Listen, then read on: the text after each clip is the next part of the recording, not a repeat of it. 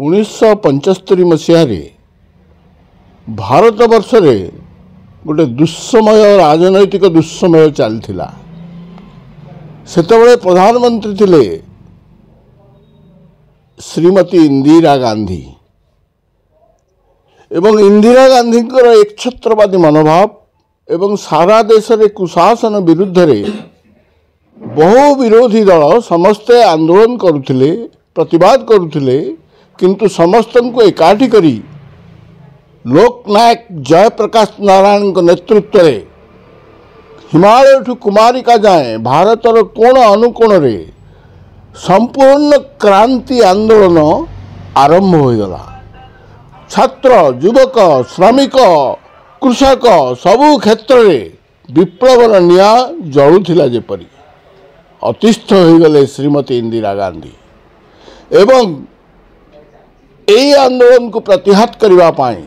एवं निजर एकछत्रवादी शासन को आहुरी त्वरान्वित करने रक्तमुखा साजी जेपरी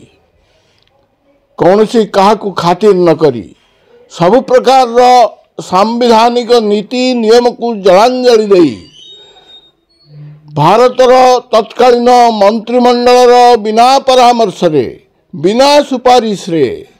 तांको बोलकरा राष्ट्रपति फकीरुद्दीन अली अहमद को निर्देश देले भारत वर्ष में जरूरी परिस्थिति जारी करबा पाई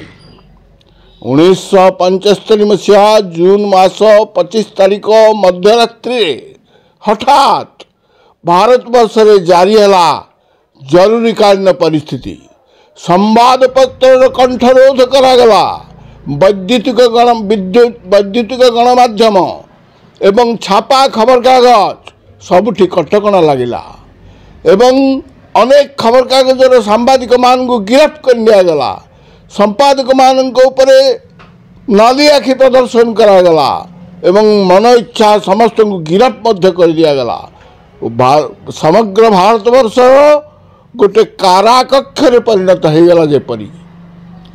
लोकनायक जयप्रकाश नारायण, नेता अटल बिहारी वाजपेयी,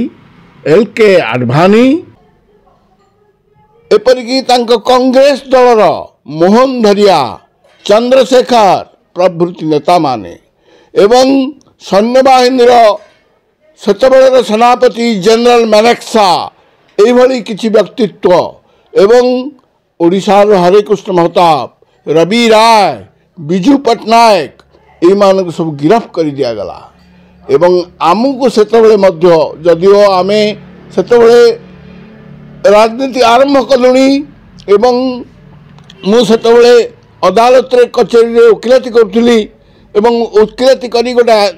खंडपड़ा अदालत बाहरी आसे सेतबेले मते मध्य हठात मत पुलिस एठू गिरफ्त करने एवं घरे मो पिला घरे मो बापा माँ को क्या देखा मत छाड़ी नथिले एवं मत एठू गिरफ्त कर नहीं गले। गिरफ्त कर नेला बेले आमे कौ जेल रहबू घर लोक जन दि जाऊ नथिला। आमे किपरि अछु, कौन खाऊचु, आमर क्या संगे साक्षात्कार हवा दि जाऊ नथिला एवं जेल भितर नाना निर्यातना सही मन इच्छा ए जेल से जेल को पठे दि जाऊला। मत प्रथमे नयागढ़ जेल, परवर्ती काल में भंजनगर जेल एवं शेष खंडपड़ा जेल रे आनिक रखा जाइथिला। मु जेल रे सेतबेले 18 मास काल रही। मो भली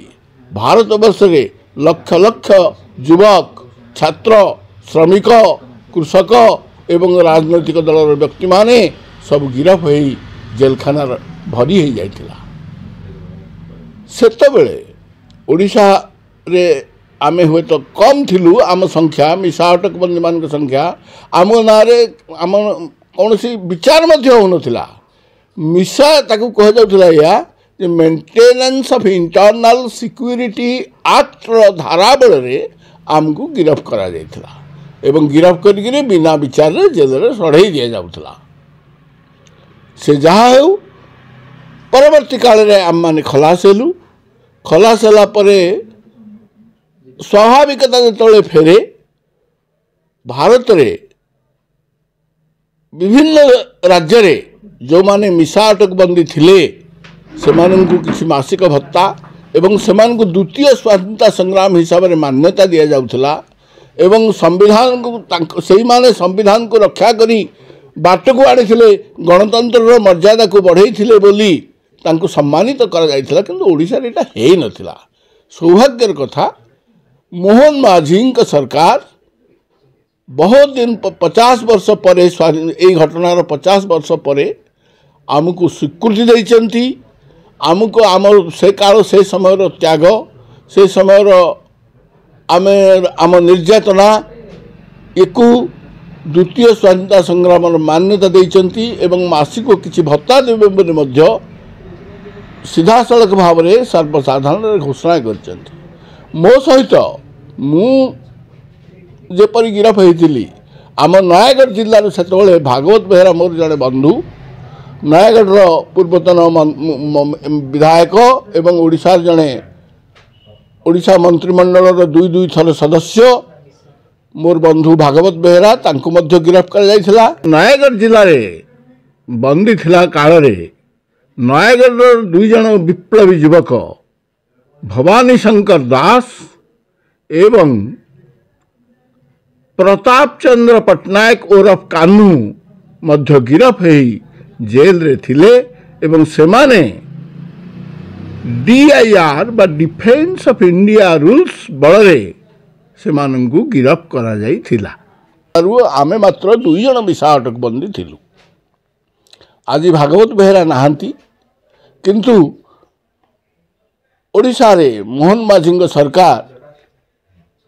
एभली भाव में घोषणा करने द्वारा अंततः गणतंत्र एवं गणतंत्र रे लोकंक अधिकार पाई आंदोलन विप्लव यार मर्यादार अभिवृद्धि है बोली मोर विश्वास एवं एथिपाई मु मोहन माझी को धन्यवाद जणैमा संगे संगे भारत गणतंत्र भारतीय संविधान रे जयगान करिवार अवसर पाइछि।